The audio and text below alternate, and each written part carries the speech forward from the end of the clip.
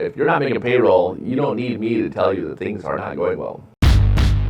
There's no way I'm going to be insulted when I call my video channel Crippled CEO.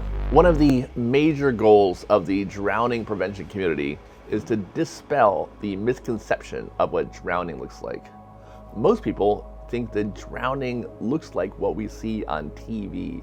Arms flailing about, frantic splashing, and calling out for help. I and others call this the Baywatch drowning, and like Pamela Anderson's boobs, nothing is real about this depiction. The reality is that drowning does not look like this at all. When someone starts to drown, an automatic reflex takes control of their body, and there's nothing they can do about it. Typically, a drowning person will be just beneath the water.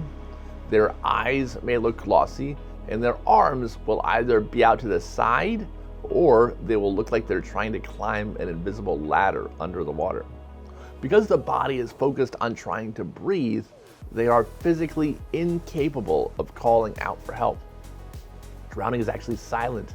There is no splashing, flailing, or yelling. In fact, this drowning reflex is so strong that one way to tell if somebody is drowning is by noticing that their hair is in their face. Nobody likes their wet hair in their face. So if somebody is fine, they will just move it out of the way. However, if someone is drowning, they can't do this. So if you see someone just beneath the surface with their hair in their face, you need to take action. They might be drowning. Just like there are non-obvious signs that somebody is drowning, there are also non-obvious signs your business is in trouble. Here are 4 canaries in the coal mine that are easier to miss. First one, more and more, quote, crazy or, quote, unreasonable dissatisfied customers. Every now and then, you're gonna get someone who is nuts and cannot be made happy. These exist. However, if you find yourself starting to describe a growing percentage of your customers this way, that is a sign of trouble. Either you are getting burnt out and starting to resent your customers, a drop in quality is making more people upset, or, and this is the most likely, a combination of both is occurring.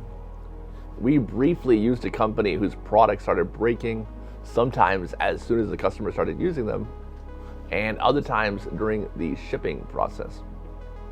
Over and over, the owner of this business said the issue was user error. He thought customers were installing them wrong. Oddly enough, this user error wasn't an issue for the competing brand that we switched to.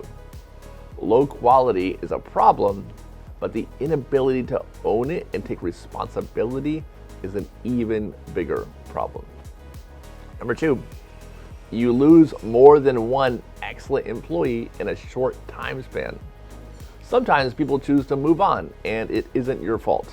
But if you have more than one good person decide that they are better off somewhere else, that's an issue. Your good employees are going to be the ones with the most opportunities trying to pull them away. They have options. Because of that, they will be the first to go if things seem to be headed in a bad direction or changes have made them unhappy. An inability to retain top-tier people is a very bad sign. To make matters worse, this can create a downward spiral. If problems in the business are making good people leave, then eventually all you will have left are employees who can't find another job. You're left with just crappy employees. This is going to make your problems even worse, making it even harder to keep good people and good customers. We used to use this IT company for tech support. They were pretty solid with a number of good technicians. They had one guy though who was just awful. He was just the absolute worst. Something changed either in the business or with the owner, and from what I've been told, he started treating the staff really harshly. Eventually, the only employee he had left was the terrible one because he sucked. He didn't have any other options, so he was more willing to put up with the abuse. It did not take long for us to switch to a different IT firm. I doubt we were the only one. We had been a customer for many years, and when we canceled our contract, no one ever even reached out to us to ask us why. Number 3, you've resorted to trying to be the cheapest. Some companies like Walmart or Amazon can succeed by always being the lowest price, but chances are that can't work for you long term. The problem with making your low price your most salient benefit is not just that you are working with smaller margins, but you also don't have any loyalty from your customers. If they can find it somewhere cheaper, then that's where they'll go.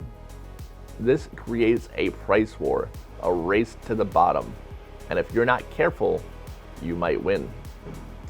Number 4, I'm going to touch on the most obvious signs in a moment, and one of them is definitely cash flow. If you don't have the money to make payroll, pay rent, or pay suppliers on time, you know that you're in trouble. A more subtle warning sign before your bank account is empty is this: if your bank account balances plus your accounts receivables are lower than your payables, you're about to be in trouble. You need to start clearing inventory, trying to borrow money, and trading cash for pre-orders yesterday. I don't think I need to go over the obvious signs. You can't pay your people, you can't pay your bills, you have unplanned, sharply declining revenues, ongoing negative profits, etc. But those are a few of the less obvious indicators that your business might be in trouble. If you can catch them early, you have a better chance of righting the ship before it's too late. And now you also know what drowning looks like. That was just a free bonus, just for you, no charge.